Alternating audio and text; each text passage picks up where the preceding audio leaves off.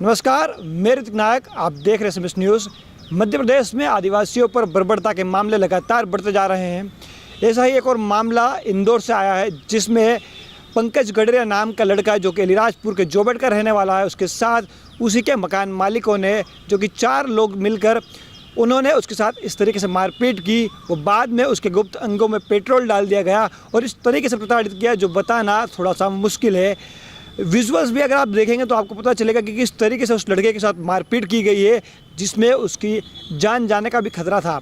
पूरा मामला क्या है हम आपको बताते हैं। दरअसल ये लड़का जो है वो नाजिम नाम और के जो शख्स है उसके यहाँ पर किराए से रहता था। वो कई समय से उसके यहाँ पर अपनी बहनों के साथ में किराए पर रह रहा था। अचानक एक दिन उसे उसके मकान मालिक द्वारा बुलाया जाता है और कहा जाता है कि चलो बकरा ईद है, बकरा लेकर आना है। और ऐसे में 2 और व्यक्तियों के साथ में वो उसे एक्टिवा स्कूटी पर बिठाकर अपने साथ ले जाता है। स्कूटी पर बिठाने के बाद वो उसे वहाँ से दूर एक दूसरे इलाके में ले जाता है, जहाँ पर वो 2 साथी और 2 उसके और साथी आते हैं और कहते हैं कि बकरा ऊपर बंधा है। ये कहकर उसे बहला फुसला कर ऊपर की ओर ले जाते हैं। ऊपर ले जाकर उसे एक कमरे में बंद किया जाता है। बंद कमरे में उसे लगातार पीटा जाता है, उसके साथ मारपीट की जाती है और उसके गुप्त अंगों में पेट्रोल डाल दिया जाता है। दरअसल उन्हें जो मकान मालिक थे उसे शक था कि उसके बेटे ने जो 50,000 रुपये खर्च किए थे, उसके नाबालिग बेटे ने जो 50,000 रुपये खर्च किए थे, वह खर्च नहीं किए गए हैं, बल्कि इस लड़के के द्वारा उससे छीन लिए गए हैं, बेला फुसला कर लिए गए हैं। और जो लैपटॉप उस लड़के ने ख़रीदा था वो इसके पैसे से ख़रीदा गया था। इसके अलावा उसके साथ मारपीट की गई। उसके बाद उस लड़के से ज़बरदस्ती मार कर ये कबूल करवाया गया कि वो 50,000 रुपये तूने ही लिए हैं, ये बात कबूल कर, और उसकी वीडियो बनाई गई। इसके बाद में उसका पेटीएम अकाउंट देखा गया, उसमें बैलेंस चेक किया गया और उसका ATM तक छीन लिया गया और उसे धमकाया गया कि अगर उसने बात अपने घर वालों को या बाहर किसी को बताई तो उसे जान से भी वो मार देंगे। दरअसल ये जब पूरा मामला हुआ तो इसके बाद उस लड़के ने अपने कजिन्स के थ्रू बात ये घर वालों को पहुंचाई। उसने खुद अपने घर वालों से बात की और अपने कजिन्स के थ्रू थाने में जाकर FIR दर्ज करवाई। लेकिन FIR के अंदर काफ़ी मामूली धारा है, 294, 506 और 323 में मामला दर्ज किया गया, जबकि ये गंभीर चोट का मामला था, इसमें 320 में धारा दर्ज होनी चाहिए थी।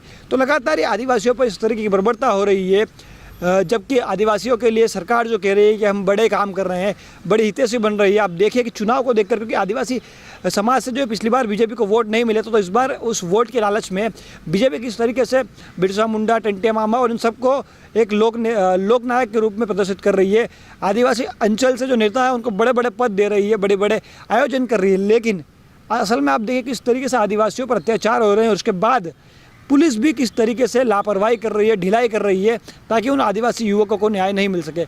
ये लड़के जो हैं वो आदिवासी क्षेत्र से आते हैं और इंदौर में रहकर अपने परिवार के साथ, अपने भाई बहनों के साथ प्रतियोगी परीक्षाओं की तैयारी कर रहे हैं।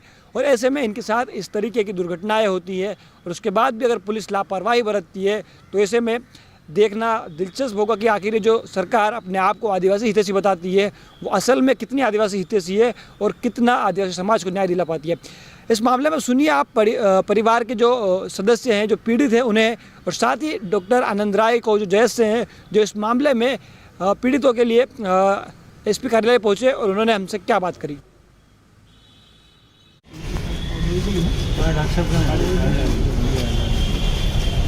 धारा तो बढ़ा दी, अभी अरेस्ट भी हो गए हैं, अरेस्ट और जेल भी चले गए हैं अभी कोर्ट में। उन लोगों का सर रिमांड लीजिए, तो 2 लड़कियों का रेप भी क्या नाम कहाँ पर किराए से उसी जगह 2 बहनें रहती है उनकी। इसके साथ तो पंकज को एक बार थोड़ा कोई अपने से कोई बैठकर अच्छे से इसका वृतांत सुन लेते ना, एक्जैक्टली क्या हुआ था क्या नहीं हुआ, और भी कुछ मोबाइल पर इसको कुछ लिखी वो क्या है क्या नहीं।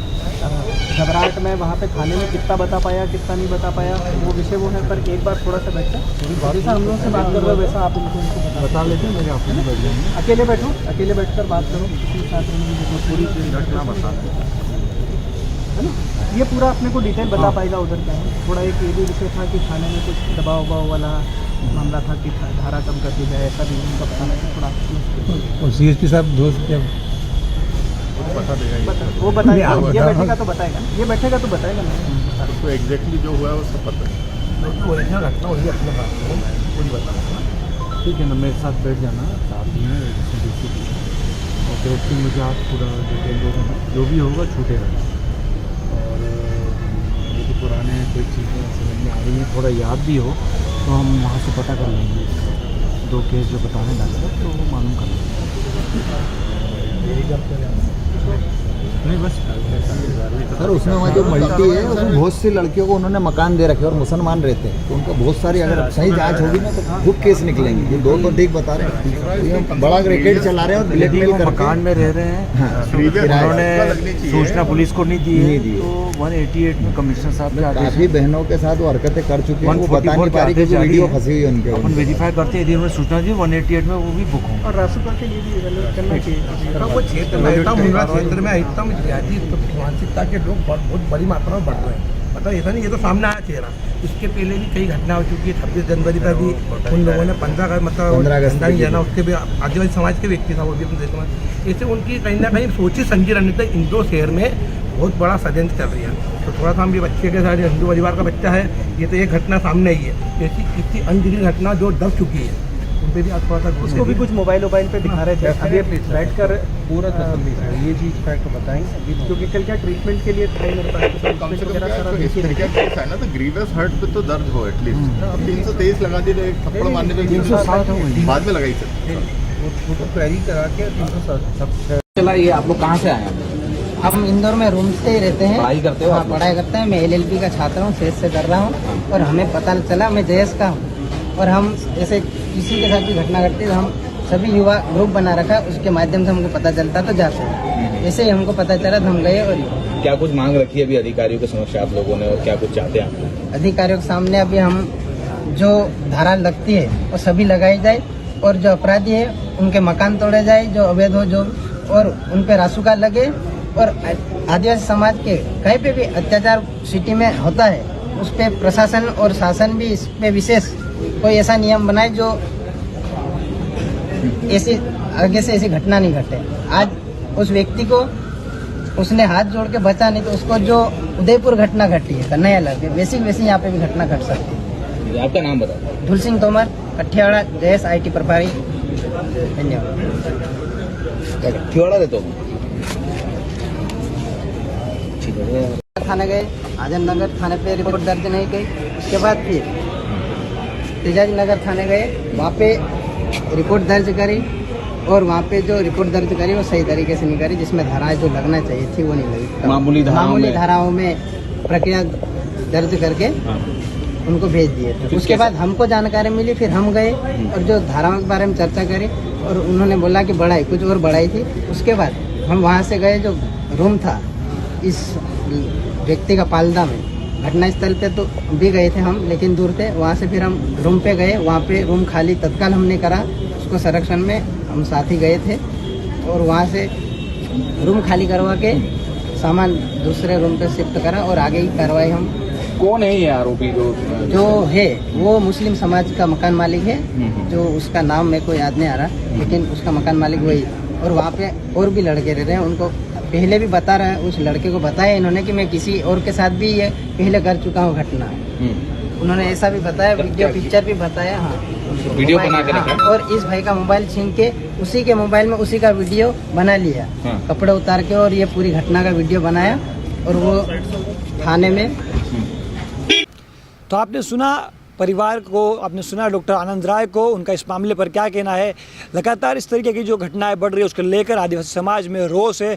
उनका कहना है कि जो सरकार है वो उन्हें सिर्फ बहला रही है, फुसला रही है, जबकि आदिवासी हितैषी होने का दावा करने वाली सरकार आदिवासी विरोधी है।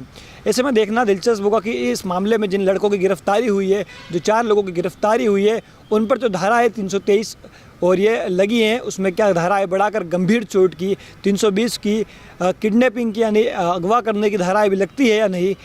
फिलहाल इस मामले में आदिवासी संगठन से लेकर आदिवासी समाज में काफ़ी रोष है।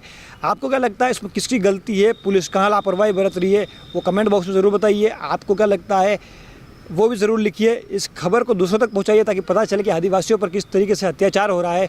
और अभी तक आप हमारे चैनल से नहीं जुड़े हो तो चैनल से ज़रूर जुड़िए, क्योंकि हम आदिवासी समाज की ऐसी आवाज़ उठाते रहते हैं और आप तक ऐसी सारी जानकारी पहुँचाते रहते हैं। धन्यवाद।